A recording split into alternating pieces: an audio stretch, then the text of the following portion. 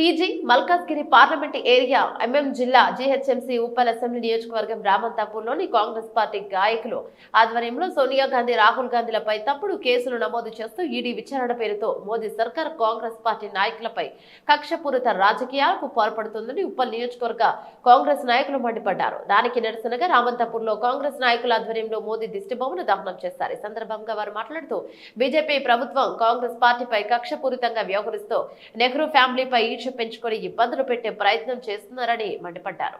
రాజ్యాంగ నిర్మాణంలో కూడా కాంగ్రెస్ పార్టీ నాయకుల పాత్ర కీలకం. అలాంటి చరిత్ర కలిగిన కాంగ్రెస్ పార్టీపై నాయకులపై తప్పుడు ప్రచారం చేస్తూ తప్పుడు కేసులు పెట్టే ప్రయత్నం చేయడం మోడీ ప్రభుత్వానికి తగదు.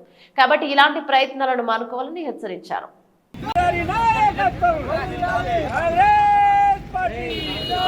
రేవంత్ రెడ్డి గారి నాయకత్వం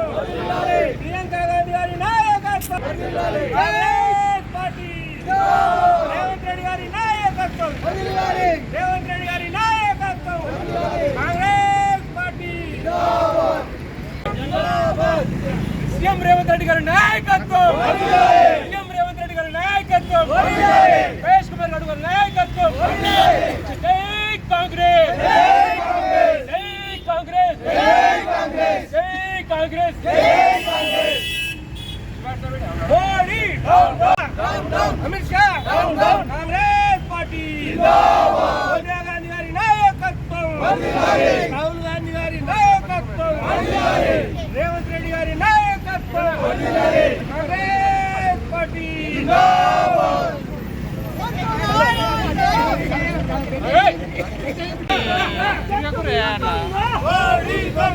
రేవంత్ రెడ్డి గారి నాయకత్వం రేవంత్ రెడ్డి గారి నాయకత్వం రాహుల్ గాంధీ రాహుల్ గాంధీ రాహుల్ గాంధీ రాహుల్ గాంధీ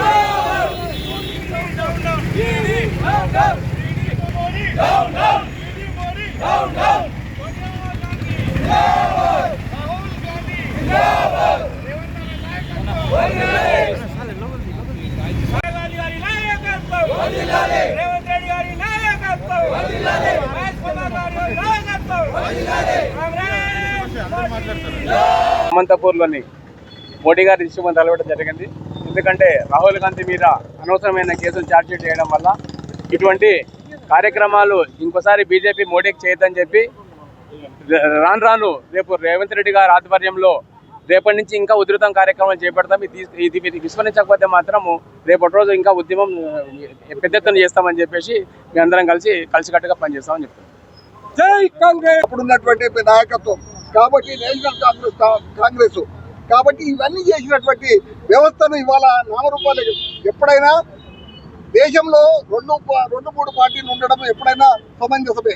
ఎప్పటికీ ఒకరే మీరు కాంగ్రెస్ కోసం మేము మొన్నటిదాకా మేము పరిపాలన చేశాం. ఇవాళ మీరు వచ్చారు.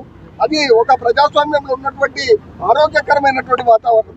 అలాంటి పరిస్థితుల్లో రేపు పొద్దుగాల మేము కూడా రావచ్చు. ఆరోగ్యకరమైనటువంటి అపోజిషన్ ఉంటే దేశము ప్రగతి పటంలో ముందుకు నడుస్తుంది. కాబట్టి నామరూపాలు లేకుండా ఒక పార్టీని నాశనం చేద్దామని చెప్పేటటువంటి దాన్ని నిరసనగా ఈ రోజు మేము ఖండిస్తా ఉన్నాం.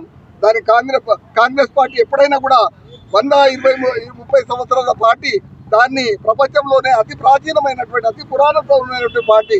దీన్ని నిర్మించడానికి ఎవరి శక్తి కాదు, మోదీ గారు కదా. వారి పుట్టించినటువంటి బ్రహ్మదేవుడు కూడా ఈ పార్టీని నాశనం చేస్తున్నటువంటి ప్రయత్నం. ఈ రోజు దేశంలోని ప్రజలందరూ కేంద్ర ప్రభుత్వం ఏ విధంగా పరిపాలిస్తుంది అన్నది క్షుణ్ణంగా పరిశీలిస్తున్నారు. ఈ రోజు కేంద్రంలోని ప్రభుత్వం అన్ని రాష్ట్రాలను ఇబ్బంది పెడుతూ ఎక్కడైతే కాంగ్రెస్ పార్టీ బలంగా ఉందో అక్కడ వేరే విధంగా కేసులలో ఇరికిస్తూ వాళ్ళని ఇబ్బంది పెట్టే ప్రయత్నాలు చేస్తుంది. ఈరోజు పెరిగిన ధరలు కానీ మతతత్వము ఒక మతాన్ని అడ్డు పెట్టుకొని ఏదైతే కేంద్రంలోని ప్రభుత్వం ముందుకు పోతుందో ఇది సాధ్యం కాదని ఈ మీడియా ముఖంగా చెప్తా ఉన్నాను. రాబోయే రోజుల్లో ఈ కేసు నుండి, నేషనల్ హెరాల్డ్ కేసు నుండి క్లీన్ చిట్టుతోటి సోనియా గాంధీ రాహుల్ గాంధీ గారు బయటకు వస్తారని ఈ సభాముఖం ఈ పత్రికాముఖంగా చెప్తూ ఈ అవకాశం ఇచ్చినందుకు అందరికీ ధన్యవాదాలు తెలుపుతున్నాను. దేశంలో నరేంద్ర మోదీ పాలనలో ప్రతి విషయంలో రాహుల్ గాంధీ, సోనియా గాంధీ గారి కుటుంబం పైన ఎప్పుడో 60 సంవత్సరాల కింద జరిగినటువంటి ఒక ఇష్యూని తీసుకొని మా పేపర్ మీద మీరు ఈరోజు ఆ రోజు కేసు బుక్ చేసిన, ఎప్పుడైతే కేసు బుక్ చేసిరో దాని మీద ఈ రోజు మీరు ఛార్జ్ షీట్లో వీళ్ళ పేరు A1 A2 చేయడం సిగ్గుచేటు. ఎందుకంటే నరేంద్ర మోడీ రాబోయేది గుజరాత్ ఎలక్షన్ల మొన్న జరిగిన ప్లీనరీలా రాహుల్ గాంధీ గారి మన జాతీయ అధ్యక్షులు ఖర్గే గారి అధ్యక్షతన జరిగినటువంటి ప్లీనరీ సమావేశంలో రాబోయే ఎన్నికల్లో బీజేపీ ప్రభుత్వాన్ని తుదముట్టించడానికి జరిగినటువంటి సమావేశంలో పగడ్బందీగా రాబోయే రోజుల్లో బీజేపీని మట్టి కనిపిస్తామని వాళ్ళకు చిన్న లీకులు అందినాయి. కాబట్టి ఈరోజు నేషనల్ హెరాల్డ్ కేసు ముంగటేసుకొని ఈరోజు సోనియా గాంధీ గారిని A1 చేసి రాహుల్ గాంధీ గారిని A2 చేసిరు. నేను ఒకటే తెలియజేస్తున్నా, అయ్యా మోదీ గారు, మీరు ప్రధానమంత్రి, దేశంలో ఉన్నటువంటి ప్రజలందరికీ మీరు ప్రధానమంత్రి. కేవలం నీరవ్ మోదీకో అంబానీకో వీళ్ళకు పెద్ద ఎత్తునటువంటి బడా వ్యాపారులకు కాదు, కేవలం ప్రజలను మీరు పట్టించుకోవాలని చెప్పి తెలియజేస్తూ, రాబోయే రోజుల్లో మీరు కనుక ఇలానే మా నాయకుల మీద అక్రమ కేసులు బనాయించి వాళ్ళని ఇబ్బందుల పాలు గురి చేసే ఆలోచన మీకుంటే మాత్రము మీ బీజేపీ నాయకులను, ఎంపీలను, కేంద్ర మంత్రులను తెలంగాణ రాష్ట్రంలో ఎక్కడ కూడా తిరగనీయమని తెలియజేస్తూ హెచ్చరిస్తున్నాం. ప్రాంతంలో రామంతపూర్ డివిజన్లో పెద్ద ఎత్తున ఉప్పల్ కాంగ్రెస్ సీనియర్ నాయకుల ఆధ్వర్యంలో మోడీ గారి పాలనకు విరుద్ధంగా ఈరోజు మోడీ గారికి నిరసనగా మేము ఇక్కడికి అందరం కూడా చేరుకోవడం జరిగింది.